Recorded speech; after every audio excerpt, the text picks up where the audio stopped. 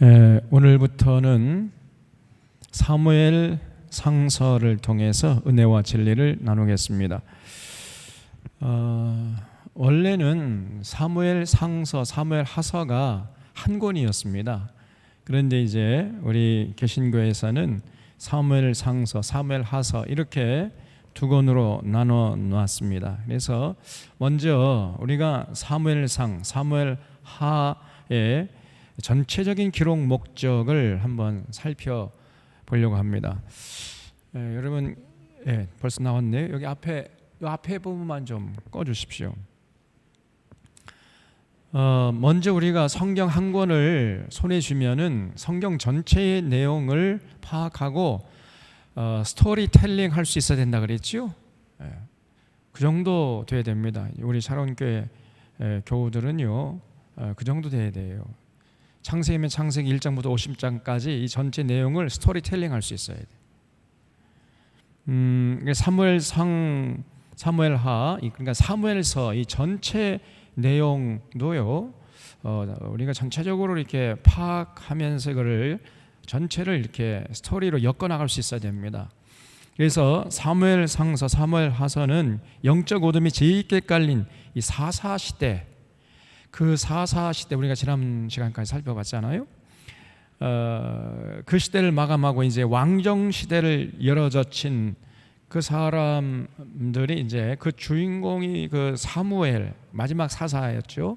그 사무엘에 의해서 이제 초대 이스라엘의 왕이 된 사람이 사울이고, 사울이 교만하니까 이제 폐위시키고 두 번째 왕을 세웠는데 그 사람이 이제 다윗이었잖아요. 그래서 이제 왕정 시대를 열어젖힌 사람이라고 볼 수 있어요, 다윗이.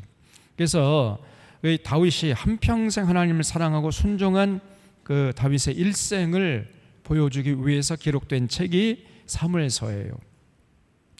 그러니까 여호와 하나님이 모든 사람들이 다 제 속에는 옳은 대로 살고 있는 그런 시대에 해성같이 등장해가지고 딱 부러지게 자기 소견에 옳은 대로 살지 않고 하나님의 뜻을 분별하면서 하나님의 뜻대로 살려고 평생 애를 썼던 이런 다윗을 주목하고, 다윗을 보기만 하면 그날 하나님이 기분이 좋은 날이에요. 그래서 하나님의 평가는 내 마음에 합한 자다, 이렇게 다윗의 평생의 삶을 평가하셨습니다. 그래서 이런 다윗과 동행하시면서 다윗을 사랑하셨음을 감동적으로 기록하고 있습니다.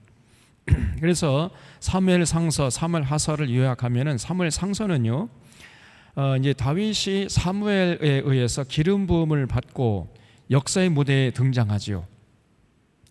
그래서 이 사울이 교만해지니까 이제 폐위시키고 하나님께서 사무엘에게 다윗에게 가서 기름을 부어서 왕으로 세워라, 이런 명령을 받고 이제 사무엘이 다윗에게 가서 기름을 붓는데, 그래서 이 기름 부음을 받으면서 다윗이요, 굉장한 성령 충만이 임한 거예요, 그냥. 그래서 천하무적입니다. 그때 마침 이제 블레셋 군대가 쳐들어왔는데 블레셋의 대장이었던 그 장수 골리앗을 쳐 죽이고 전쟁 영웅으로 귀환을 하잖아요. 그런데 사울이 그렇게 미워하는 거예요. 나라를 구한 영웅인데. 그래서 사울의 핍박을 피해 가지고 도피하는 과정을 상세하게 기록하고 있는 부분이 사무엘 상서입니다. 그리고 사무엘 하서에는 결국은 이제 사울이 블레셋과의 싸움에 나가서 비참하게 죽고 말아요. 온갖 권력을 잡고 그냥 하나님의 뜻을 반하는 이런 못된 짓만 하다가 죽은 사람이 사울이에요. 그래서 사울이 이제 죽으니까 더 이상 망명 생활을 할 필요가 없게 된 다윗이 이제 블레셋에 망명했었거든요. 하도 사울이 죽이려고 하니까 결국은 블레셋에서 이제 망명 생활을 청산하고 이스라엘로 귀국해서 결국은 다윗이 통일왕국의 왕이 됩니다. 그래서 통일왕국의 왕이 되어가지고 통일 왕국을 다스려 나가는 과정을 상세하게 기록하고 있는 부분이 사무엘 하서예요. 그래서 사무엘 상하서의 주인공은 다윗입니다. 자, 그래서 사무엘 상서의 전체적인 내용을 간단하게 살펴보겠습니다. 1장은 이제 엘가나 가정 이야기부터 시작을 해요. 엘가나 가정에서 결국은 사무엘이 태어나죠. 엘가나 가정은 하나님 중심이었습니다. 그래서 엘가나와 한나 사이에 결국은 사무엘이 이제 태어나게 되죠. 그리고 반면에 2장에서는 엘리 가정, 당시의 대제사장이었던 엘리 가정은 대제사장 가정이었음에도 불구하고 하나님 중심이 아니라 자녀 중심이었어요. 자녀들이 온갖 못된 짓을 하는데 그냥 엘리가 내버려 둡니다. 그래서 하나님께서 이제 어린 사무엘을 불러가지고 엘리 가정의 심판을 예언하게 하세요. 3장에 보면 결국은 그 사무엘을 통해서 예언된 그 하나님의 그 분노의 심판이 4장에서는요 현실이 되는 이런 과정을 보여줍니다. 그래서 결국은 엘리의 두 아들이던 홈니와 비느하스가 블레셋과의 싸움에 나가서 비참하게 죽고 말아요. 그리고 이제 5장에서는 그 전투에서 언약궤를 블레셋 그 진영에게 뺏겨버립니다. 이제 그 블레셋 사람들이 언약궤를 뺏어가지고 자기의 신전, 이 다곤의 신전에 모셔놨는데 아침에 나가보니까 그 다곤의 머리가 땡강 잘라져서 마당에 널브러져 있어요. 그래서 다시 주워서 원위치 시켰는데 다음날 나가보니까 또 그래요. 그래서 이 언약궤 때문인가 보다 해가지고 언약궤를 다시 이스라엘 진영으로 돌려보내죠. 6장에서 하니까 돌아옵니다. 그리고 7장에서는 드디어 엘리도 죽고 홈니와 비나스 두 아들도 이제 죽으니까 드디어 사무엘이 사사가 되어가지고 역사의 전면에 등장하게 됩니다. 그래서 사무엘이 사사 노릇 할 동안에는 나라가 평안했어요. 지도자 한 사람이 중요합니다, 여러분. 지금도 이 윤석열이라는 저런 망나니 같은 자가 이 대통령이 돼가지고 대통령이 돼서는 절대로 안 되는 사람인데 대통령이 돼서 나라를 이렇게 어지럽게 하고 있잖아요. 참 걱정입니다. 어쨌든 사무엘이 그 정치적인 군사적인 이 권력을 그 다음에 종교적인 권력을 딱 틀어쥐고 나라를 다스릴 때는 나라가 평안했어요. 백성들이 참 행복하게 살았습니다. 그러다가 사무엘이 이제 나이가 점점 들어가는 거예요. 그리고 그 사무엘의 두 아들도 엘리의 두 아들처럼 완전히 엉터리 방터리입니다. 개차반이에요 그냥. 그러니까 이스라엘 백성들이 입이 이만큼 나와가지고 사무엘이 찾아와서 당신은 늙었고 당신의 두 아들은 엉터리니까 우리에게 왕을 세워주시오 이렇게 요구를 합니다. 왕을 요구하는 이스라엘 백성들이 하나님이 왕이신데 하나님의 통치를 받으면 되는 건데, 그래 결국은 이제 하나님께서 사울을 왕으로 택하라고 명령하시고 사무엘이 그대로 이제 실행해서 사울에게 가서 기름 부어서 왕으로 세웁니다. 왕이 된 사울이 제일 처음에 한 일이 뭐냐면 길르앗에 가가지고 야베스 사람을 구원하는 이런 일을 해요. 그리고 이제 사무엘은 이제 은퇴하면서 여호와 하나님을 섬길 것을 이스라엘 백성들에게 신신당부합니다. 그 12장이죠. 그리고 왕이 된 사울이 이제 점점 타락해 갑니다. 그래서 스스로 자기가 제사장 역할을 해버려요. 이방 군대가 쳐들어오니까 사무엘은 보이지 않고 그냥 급하니까 자기가 제사장 돼가지고 제사를 드려버립니다. 점점 교만해지는 이런 모습을 볼 수 있어요. 그리고 전쟁에 나가서 자기는 아무것도 한 일이 없어요. 그 아들이었던 그 요나단이 온갖 혼자 그냥 단기 필마로 이리 뛰고 저리 뛰고 해가지고 전쟁에서 승리했는데, 그런 전쟁 영웅인 자기 아들 요나단을 죽이려고 합니다. 자기 명령을 어겼다 해가지고. 전혀 비상식적인 일들을 그냥 하나님의 이름으로 하는 거예요. 15장에 보면 이제 사울이 더 타락해지는데 아말렉을 진멸하는 하나님의 명령에 순종하지 않아요. 그래서 전부 다 진멸하지 않고 보기에 좋은 기름진 소나 양 이런 것들을 슬쩍 살려둡니다. 하나님의 명령을 개떡같이 알아버려요. 그래서 결국은 하나님이 이제 사울을 버립니다. 사무엘이 저렇게 이상한 짓만 하는, 점점 미쳐가는 이런 사울을 보면서 슬퍼하고 있을 때 하나님께서 사무엘이 찾아와가지고, 사무엘아, 너 왜 그렇게 울고 있어? 내가 이미 사울을 버렸어. 너 사울을 위해서 더 이상 기도하지 마라. 이렇게 말씀하시면서 이세 가정에 가봐라. 그럼 내가 이미 또 다른 왕을 세워놨으니까 그에 가서 기름을 부어서 왕으로 삼아라. 이렇게 명령을 하세요. 여러분, 우리 하나님은요, 몇 번 경고하세요. 그러다가 그래도 깨닫지 못하잖아요. 그러면은 버려버립니다. 쓰시다가도 하나님 버려버려요. 결국은 이제 다윗에게 가서 아까 말씀드린 대로 기름을 부었죠. 다윗이 용기 100배 해가지고 이제 블레셋과의 전쟁에 나가서 골리앗을 죽이고 전쟁 영웅이 되어 돌아옵니다. 돌아오자마자 사울이 다윗을 미워하고 죽이려고 그래요. 그래서 이제 결국은 그 사울이 아들이었던 요나단이 다윗을 도피시킵니다. 20장에 보면. 그래서 다윗이 도피하면서 제일 먼저 도피한 것이 노베 제사장 아히멜렉에게 도피하는데, 이 사실을 알고 사울이요, 노베 제사장 아히멜렉뿐 아니라 그 가정 일가족을 완전히 그냥 도륙해버립니다. 하나님의 제사장을 사울이 멋대로 그냥 죽여버리는 거예요.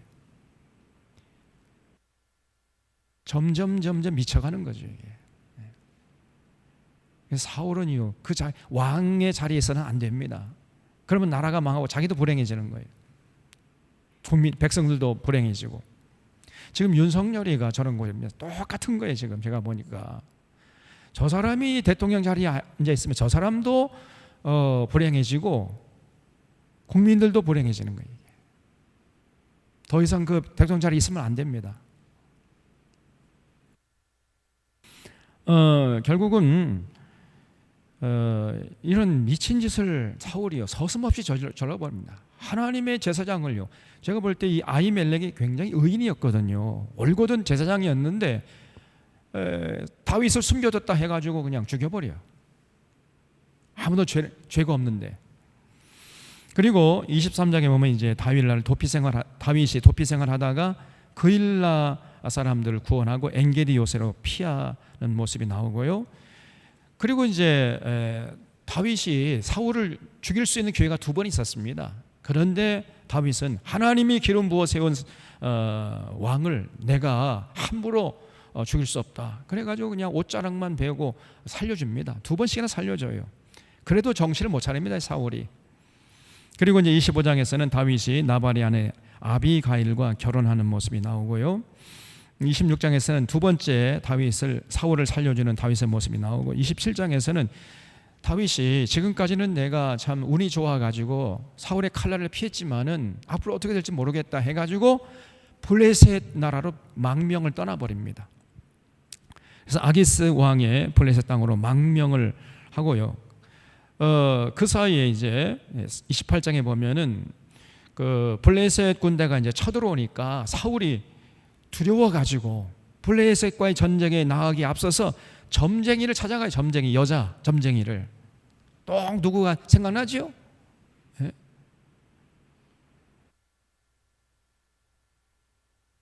아니, 나라를 운영해 가는데 하나님의 진리의 말씀으로 운영하는 것이 아니라 점쟁이 찾아가가지고, 그 천공인가 그 미치광이 찾아가가지고요, 제가 볼 때 그 미치광입니다. 그런 게 대통령이야.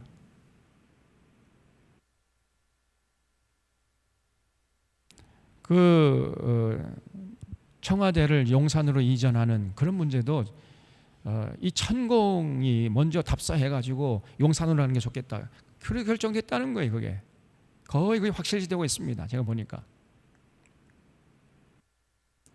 정말 기가 막힌 짓을 하고 있어요. 점쟁이 여인을 찾아갔는데 사울이 이제 결국은 나중에는 아까 말씀드린 대로 비참하게 그 블레셋과의 싸움에서 죽습니다. 29장에 보면 이제 블레셋 장군들이 이제 이스라엘 군대와 싸우기 위해서 출전하다가 다윗도 이제 그 블레셋에 망명했기 때문에 블레셋 군대의 일원으로 아기스 휘야의 장군으로 지금 참전하는 거예요. 이스라엘 군대와 싸우기 위해서 나갔는데 블레셋 장군들이 다윗을 두려워하는 거예요.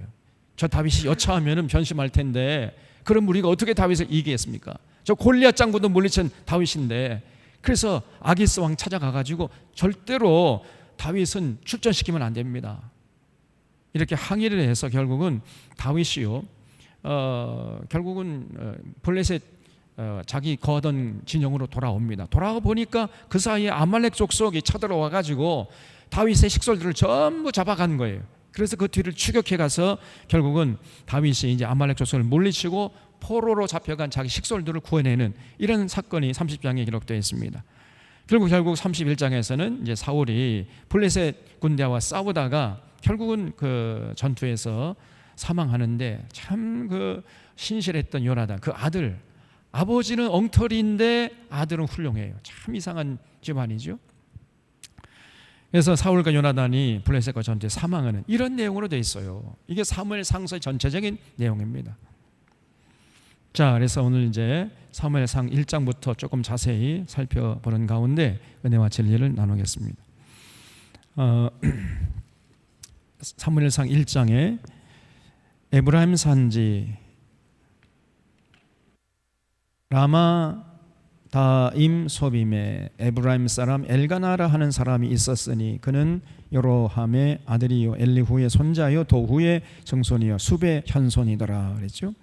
그래서 이 엘가나라는 사람이 이제 장가가는데 두 아내를 얻었다는 거예요. 한 사람의 이름은 한나요, 한 사람의 이름은 브닌나라. 그런데 브닌나는 자식들을 그냥 숨뻑숨뻑 잘 낳는데 한나는 자식을 낳지 못하는 거예요. 그러니까 여러분 어떻게 되겠습니까? 브닌나는 기고만장한 것이고 한나는 그냥 오매기주고예요. 오매기주고. 우리 한 세대 전만 해도 우리 어머니들이 시집가 가지고 아들을 낳지 못하면요, 그거는 칠거지약에 속한 거 아닙니까? 그 시댁에서 쫓겨나도 할 말이 없었잖아요. 그런데 그 옛날에 이 시집가 가지고 아들을 낳지 못하는 무슨 면목이 있겠어요. 그러니까 이 브닌나는 어깨에 힘이 들어가고 한나는 그냥 풀이 죽어 다니는 거죠. 그러니까 그 모습을 보고 이제 엘가나가 한나를 더 사랑했다는 거예요. 그래서 여기 4절에 보면 엘가나가 제사를 드리는 날에는 제물의 분깃을 그의 아내 브닌나와 그의 모든 자녀에게 주고 한나에게는 갑절을 주니 이는 그를 사랑함이라. 그건 브닌나보다도 한나를 더 사랑했어요. 근데 이것이 또 이제 더 브닌나의 질투심을 그냥 부채질한 거죠. 그러니까 저거는 말이야, 아들도 낳지 못한 게 말이야. 이러면서 이제 브닌나가 한나를 막 핍박을 해야 되는 겁니다. 아니 여성들도 좀 한번 물어봅시다. 아니 그렇게 같은 여성의 입장에서 아니 좀 사이좋게 살면 좋잖아요. 왜 그렇게 시기하고 질투하고 그러는 겁니까? 한번 어디 말 좀 해보세요. 도대체 왜 그런 거예요? 그래도 자기는 아들들을 낳았잖아요. 그러면 아들 낳지 못하는 그 한나를 좀 불쌍히 여기고 좀 이렇게 걷어주고 더 위로하고 격려하고 그러면 좋지 않습니까? 그런데 왜 그렇게 미워하고 핍박을 해야 되는 겁니까?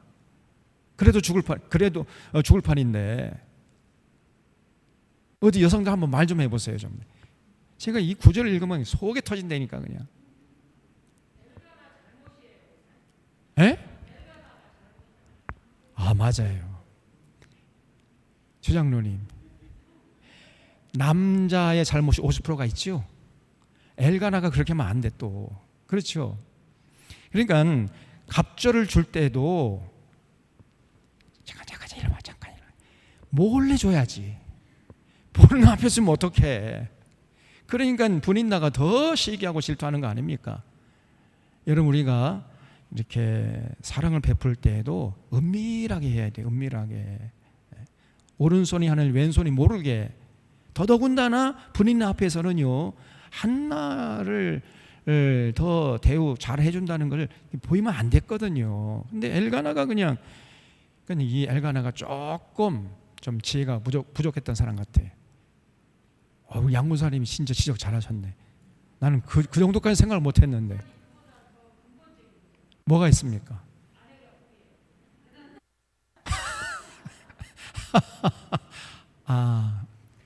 근데 이 시대에는 아내가 2명, 3명 뭐 많았거든요.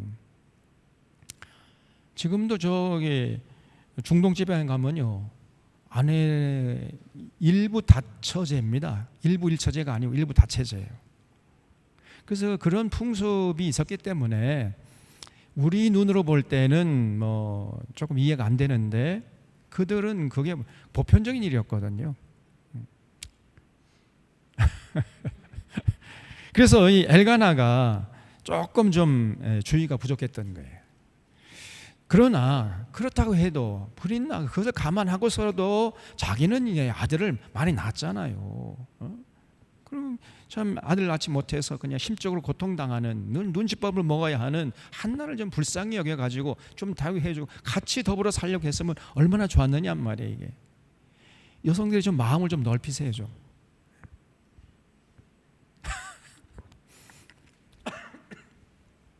그래서 한나가요 너무나 고통스러운 거예요. 큰 브릿나가 그냥 막 핍박을 해야 되니까요. 한 집안에 살면서 말이 어디 살겠습니까 그게. 그래서 여기 5절 하반절에는 그러나 여호와께서 그에게 임신하지 못하게 하시니 여호와께서 그에게 임신하지 못하게 하심으로 그의 적수인 브릿나가 그를 심히 격분하게 하여 괴롭게 하더라 그랬죠. 브릿나가 옆에서 그냥 막 열불이 나게 하는 거죠. 근데 그러면 한나가 왜 아기를 낳지 못했는가? 하나님이 한나의 태를 닫았기 때문이라는 겁니다. 한나에게 무슨 육체적으로 질병이 있어서가 아니고 하나님이 일부러 한나의 태를 닫았다는 거예요. 그러니까 한나가 이제 몸이 다를 거 아닙니까? 그러니까 하나님께 나가서 하나님 제발 저에게 아들 하나만 낳게 해주시옵소서. 아들을 주시면은 제가 아들을 귀하게 키워서 하나님이 쓰시기 합당한 사람으로 나시는으로 제대로 잘 키우겠습니다. 이렇게 서약을 해버렸어요. 그 서약을 듣고 하나님이 한나의 태를 슬쩍 열어주셔서 임신케 했다는 거예요. 그래서 여러분 한나의 아들 낳게 해달라는 그 한나의 소원은 한나의 소원이기 전에 하나님의 소원이었던 거예요. 하나님의 소원. 내 아들 좀 낳아다오. 내가 쓸만한 아들 좀 낳아서 키워다오. 이것이 예나 지금이나 하나님의 소원이에요. 제가 말씀드렸잖아요. 하나님을 찾는 사람은 많은데 하나님이 찾으시는 사람은 눈을 씻고 찾아봐도 찾기 어렵답니다. 예나 지금이나 마찬가지예요. 그래서 여러분 제발 좀 내가 쓸만한 사람 좀 낳아서 좀 키워다오. 이러한 하나님의 소원은 여전히 진행형이단 말이에요. 진행형. 그래서 우리 교회가 여러 가지 사명 감당했지만 그 중에서도 가장 큰 사명 중에 하나가요, 하나님이 쓰실 만한 사람, 올곧은 올곧게 쭉 하늘을 향해서 뻗어 있는 그런 나무. 제가 옛날에는 설악산을 자주 갔었는데 지금은 뭐 설악산 너무 멀어가지고 못 가지만은 제가 서울에 있을 때는요 설악산 자주 갔습니다. 설악산 쭉 안쪽으로 들어가면은요 금강송 소나무가 아름드리서 막 이렇게 해가지고 하늘을 찌를 때 서 있습니다. 제가 그런 금강송 소나무를 보면서 야, 하나님 나라를 짓기 위해서는 이러한 제목이 필요하구나 늘 생각했어요. 그냥 삐뚤빼뚤하게 구부러지고 휘어지고 뭐 얍띠 이거 가지고는 하나님 나라를 세울 수가 없습니다. 아름드리 그냥 해가지고 올곧게 조금도 구부러지지 않고 쭉 하늘로 뻗어 있는 이러한 제목, 이런 인물을 키워내야 돼. 교회가, 교회에서 또 가정에서. 그것이요 하나님께서 가장 기뻐하시는 하나님의 일이심을 우리 사랑하는 선원의 교우들은 인식할 수 있기를 바랍니다. 그래서 하나님이 한나의 몸을 닳게 한 다음에 그 태를 열어가지고 아들을 낳게 해서 태어난 사람이 바로 사무엘이었어요. 사무엘. 그래서 여기 보세요.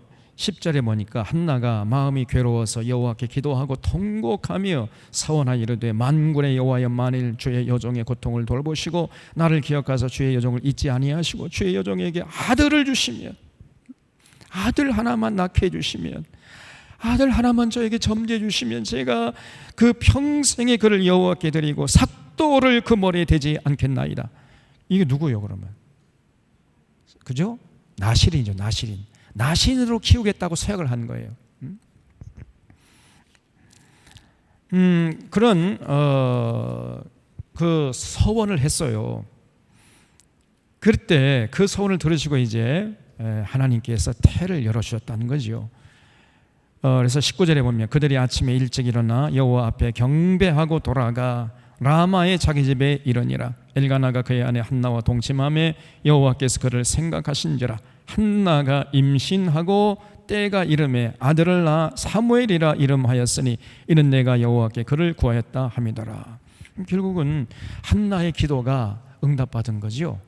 그래서 한나는 정말 약속대로 그 아들 사무엘을 잘 키웠습니다. 몇 년 키웠느냐?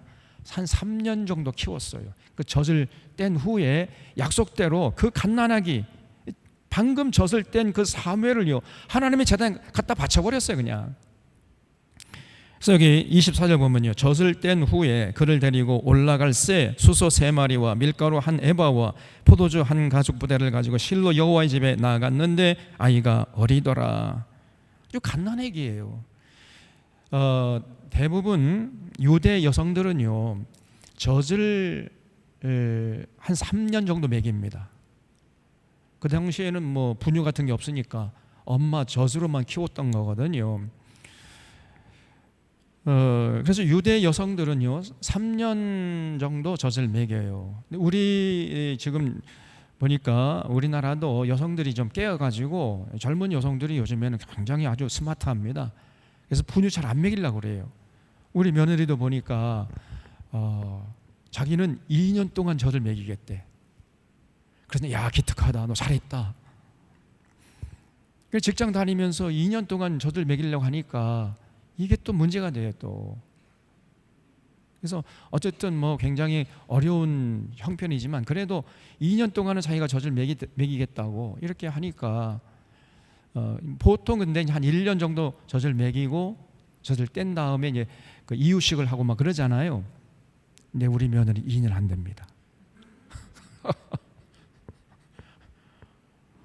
그런데 유대 여성들은 보통 3년 했어요. 3년. 그러니까 이제 젖을 뗐다는 얘기는 사무엘이 몇 살 됐다는 얘기예요? 3살. 우리나라 나이는 한 4살 정도 됐다는 거예요. 그 갓난아기를 하나님의 성전에 갖다가 바쳤다는 겁니다. 그 약속대로. 그래서 여기 26절에 보면 한나가 이르되 내 주여 당신의 사심으로 맹세하나이다. 나는 여기서 내 주 당신 곁에 서서 여호와께 기도하던 여자라. 이 아이를 위하여 내가 기도하였더니 내가 구하여 기도한 바를 여호와께서 내게 허락하신지라. 그러므로 나도 그를 여호와께 드리되 그의 평생을 여호와께 드리나이다 하고 그가 거기서 여호와께 경배하니라. 이 한나가요 정말 올곧은 사람이고 신실하신 신앙인이었어요. 그래서 여기 2장에 보면은요 이 한나가 그 예수님의 어머니 마리아 같은 이런 정말 아주 깨어있는 시민 정신이 살아있는 그런 올곧은 여성이었습니다. 그냥 자기 배만 부르고 자기 등만 따수고 뭐 사치하고 부귀영화 누리려고 하는 이 골빈 여자들과는 달랐어요. 그런 골빈 여자가 아니었다는 거예요. 이게 아모스 표현에 의하면은 바산의 암소들 같은 이런 것들이 많잖아요. 여자들 중에. 근데 우리 한국 교회 안에 이런 바산의 암소들이 많아요. 권사들 중에 그런 게 많습니다.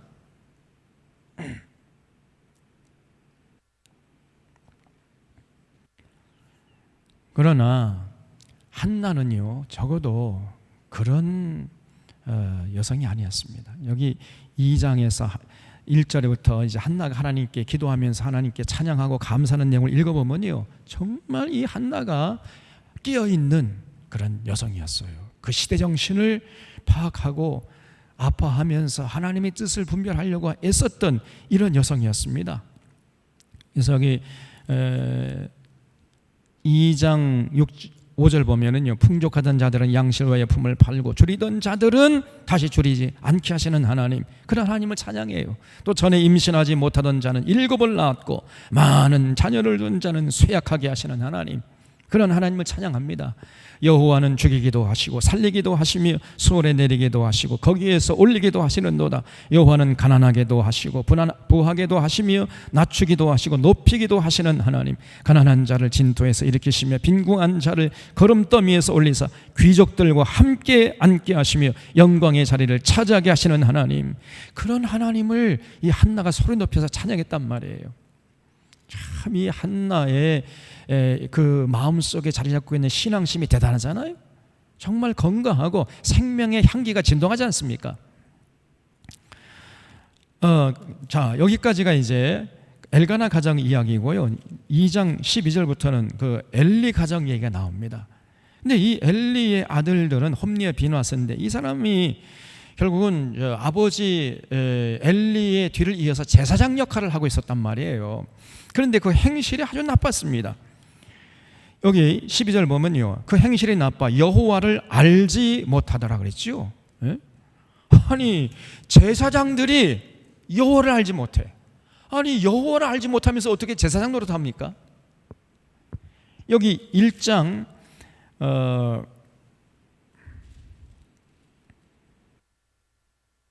3절 보면요, 이 사람이 매년 자기 성읍에서 나와서 실로에 올라가서 만군의 여호와께 예배하며 제사를 드렸는데 엘리의 두 아들 홈리와 비누아스가 여호와의 제사장으로 거기에 있었다는 거예요. 그런데 그 당시가 이제 엘리는 너무 이제 나이가 들었기 때문에 은퇴하고, 그 대신에 엘리의 두 아들도 홈리와 비누아스가 제사장이 되어가지고 성전에서 제사장 역할을 하고 있었단 말이죠. 그런데 그런 사람들이 하나님을 알지 못해. 오늘날로 쉽게 말씀드리면요, 목사님들이 전혀 하나님을 모르고 있는 거예요. 목사님이 성경을 전혀 모르면서 설교하고 목회하고 있는 거 똑같은 얘기죠. 그러니 그 성전이 말이죠, 만민이 기도하는 집이 어떻게 됐겠습니까? 강도의 소굴로 변하는 건 시간 문제죠. 그래서 이 제사장들이요, 백성에게 행하는 관습은 이러하니 어떤 사람이 제사를 드리고 그 고기를 삶을 때 제사장의 사원이 손에 3살 갈고리를 가지고 가서 그것으로 냄비에나 솥에나 큰 솥에나 가마에 찔러 넣어 갈고리에 걸려 나오는 것은 제사장이 자기 것으로 중간에서 갈취해 갔다는 거예요. 이 제사 드리러 온 사람이 오면은요, 그 사람이 가가지고 먼저 제사 드리기 전에 먼저 뇌물 갖다 바쳐. 제사장이 요구를 했다는 거예요. 이 제사 드리는 사람들이, 아니 제사 드린 다음에 제가 드리겠습니다. 그럼 안 돼. 제사 드리기 전에 먼저 내놔. 이렇게 중간에서 하나님께 제사 드리는 사람들의 호주머니를 노리고 하나님께 바칠 제물을 중간에서 강탈해 갔다는 것입니다.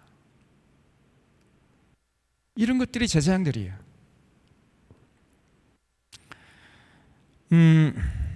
그러면 그런 사실을 엘리가 이제 모를 리가 없잖아요. 소문이 바닥에 퍼지니까 엘리가 사실 알았어요.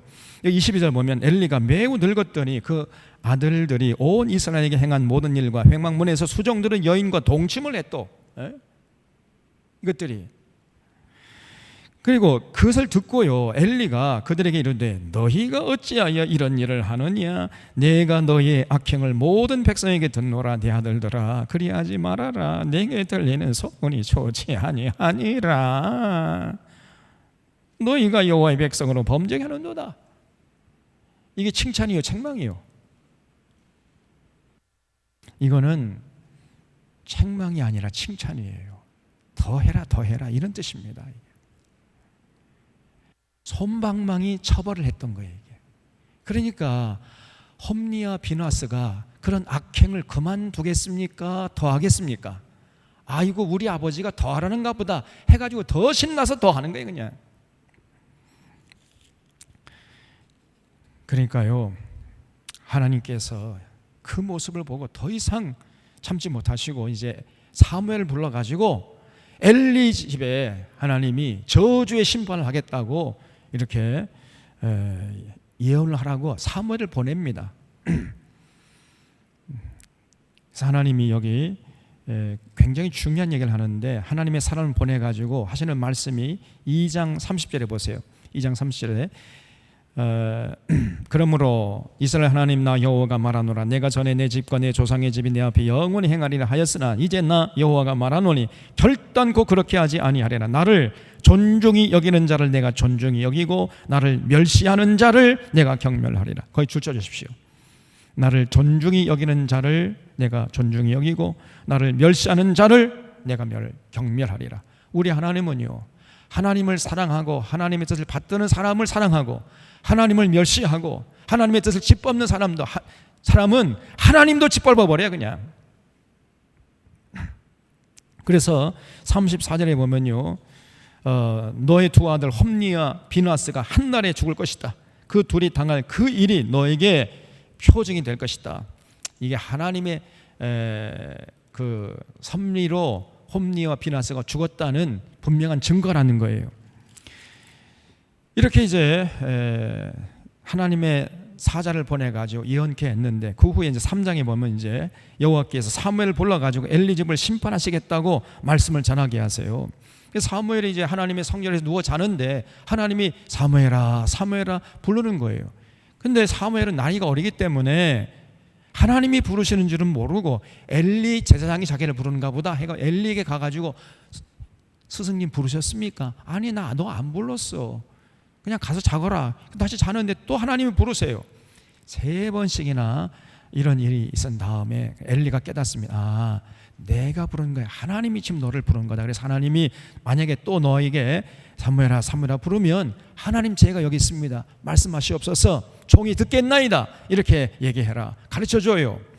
그래서 10절에 보면 3장 10절에 여호와께서 임하여 서서 전과 같이 사무엘아 사무엘아 부르시는지라. 사무엘이 되 말씀하옵소서 주의 종이 듣겠나이다 하니 여호와께서 사무엘에게 이르시되 보라 내가 이스라엘 중에 한 일을 행하리니 그것을 듣는 자마다 두 귀가 울리리라.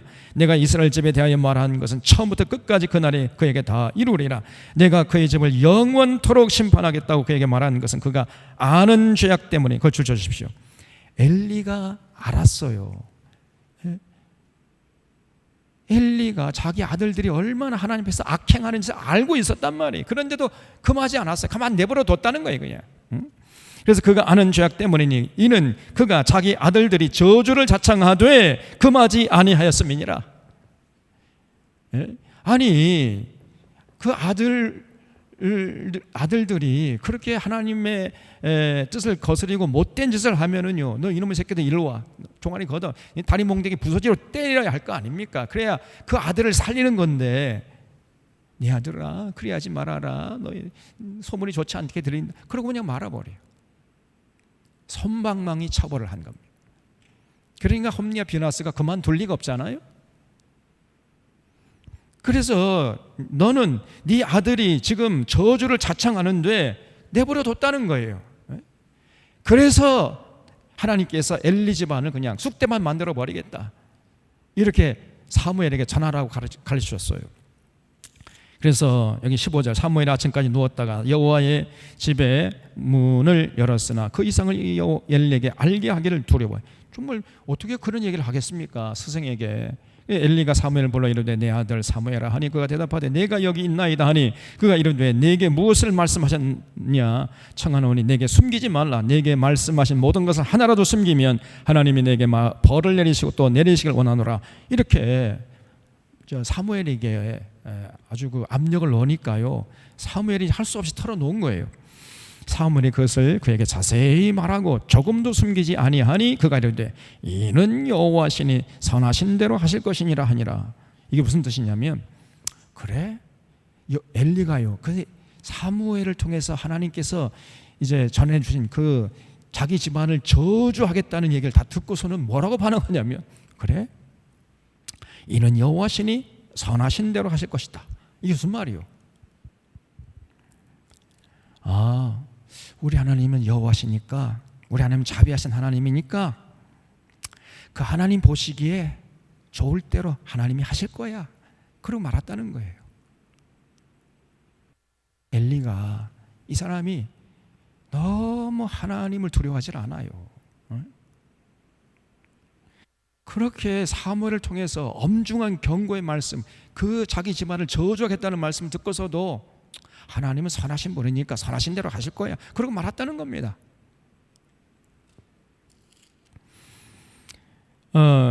그런데 이제 4장에 보면요, 결국은 이제 블레셋이 쳐들어오니까 이스라엘 군사들이 나가서 싸울 거 아닙니까? 홈리와 비나스가 이제 앞장을 섰는데 여지없이 패배하고 말아요. 그러니까 이 사람들이 그 패배의 원인을, 이거는 언약궤가 없기 때문에 우리가 전쟁에서 진 거야, 언약궤 가져와, 언약궤, 이렇게 진단을 해버려요. 자기들의 죄악이 전쟁을 실패로 몰아갔다는 사실은 눈꼽만큼도 꿈에도 생각하지 못하고 남 탓을 하는 거예요. 남 탓. 지금 꼭 윤석열이 하는 짓이잖아요. 지 잘못 생각하지 않고 지금 남 탓을 하고 있잖아요. 저 언약궤 때문에, 언약궤가 없기 때문에 전쟁이 진 거야. 언약궤 가져와. 그래가지고 실로에 있던 언약궤를 이제 가져오고 와가지고 두 번째 전투에 나갑니다. 그래서 여기 4장 3절에 보면요, 백성이 진영으로 돌아오면 이스라엘 장로들이 이르되 여호와께서 어찌하여 우리에게 오늘 블레 사람들 앞에 패하게 하셨는고, 여호와의 언약궤를 실로에서 우리에게 가져다가 우리 중에 있게 하여 그것으로 우리를 원수의 손에서 구원하게 하자, 이렇게 진단을 내립니다. 그냥 엉터리 진단이죠. 엉터리 진단이니까 엉터리 처방이 나올 수밖에 없는 거죠. 진단이 올바라야 처방이 올바를 텐데 진단 자체가 틀려버려 먹었으니 어떻게 올바른 처방이 나오겠습니까? 결국은요, 언약궤를 이제 앞세우고 나갔는데 오히려 더 크게 패배했습니다. 그래서 여기 10절 말씀 보면 이스라엘이 패하여 각기 장막으로 도망쳤고 살육이 심히 커서 이스라엘 보병에 엎드러진 자가 3만 명에, 그 전쟁으로 이스라엘 군인들이 3만 명이 죽었답니다. 좀 놀라주세요. 3만 명. 3만 명이 죽었다니까요. 그리고 하나님의 궤는 빼앗겨버리고 엘리의 두 아들 홈리와 비나스는 거기서 죽임을 당했어요. 이 사람들은 빨리 죽는 게 낫습니다. 더 살아봤자 괜히 더 악한 짓만 할 뿐이잖아요. 밥을 똥으로 만드는 기계에 불과한 것이니까 빨리 죽는 게 도와주는 거예요. 이 사람들 아무런 존재 가치가 없는 사람들, 공동체 해악을 끼치는. 그런데 이제 그 소식을 들은 엘리가, 그때 여기 15절 보면요, 그때 엘리의 나이가 98세라 눈이 어두워서 보지 못하더라 그랬죠. 98세 된 몸, 비대해진 몸을 가지고 의자에 앉았다가 전쟁에 패배하고 두 아들이 이제 다 죽게 됐다는 소식, 깜짝 놀래가지고 뒤로 넘어가져가지고 목이 부러져서 그 자리에 즉사하고 말았어요. 그래서 여기 18절에 하나님의 궤를 말할 때에 엘리가 자기 의자에서 뒤로 넘어져 문 곁에서 목이 부러져 죽었으니 나이가 많고 비대한 까닭이라 그가 이스라엘 사사가 된 지 40년이었더라. 그때 나이가 이제 98세였던 거죠. 올해도 살았습니다. 엉터리로 그냥. 그러니 나라는 그냥 엉망진창이 돼버린 거 아니겠어요? 그리고 이제 19절 보면요, 그 엘리의 며느리였던 비느하스의 아내가 아기를 낳다가 또 죽어요. 이 19절에 쭉 나오죠. 그래서 이 엘리 가정이 사무엘이 예언한 대로 한날 한시에 쑥대밭이 되어버려요. 이게 하나님의 저주의 심판이었습니다. 그래서 여러분, 오늘도요, 우리 하나님은 쓸만한 사람들이 일어나기를 고대하고 계십니다. 우리는 사무엘을 키워내는 가정이 되어야지 홈리와 비느하스를 키워내는 엘리 가정이 되면 안 되겠습니다. 여러분, 가정이 왜 세워지는 거예요? 왜 가정을 우리가 세우려고 하는 것입니까? 하나님이 태초에 천지를 창조하신 다음에 제일 먼저 만드신 제도가 가정이었어요. 남자가 장성하면은 부모 곁을 떠나서 아내와 결합하여 한 몸을 이루어서 가정을 이루어라. 이게 하나님의 창조 질서에 속한 것입니다. 그러면 하나님이 왜 가정이란 제도를 세우신 겁니까? 가정은요, 생육하고 번성하고 충만하기 위한 목적으로 하나님이 태초에 세우신 하나님의 도구예요. 그래서 가정에서는요 반드시 생육 번성 충만해야 돼.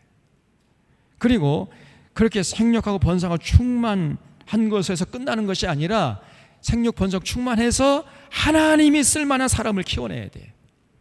이게 가정의 제일 사명입니다. 가정의 제일 사명은 하나님의 사람을 키워내야 돼. 윤석열 같은 사람을 키워내면 어떻게 되는 거예요? 그러면 생육 번성 충만은 아무런 의미가 없는 거 아닙니까? 생육 번성 충만하는 그 근본적인 목적은요 하나님의 사람을 키워내기 위함이거든요.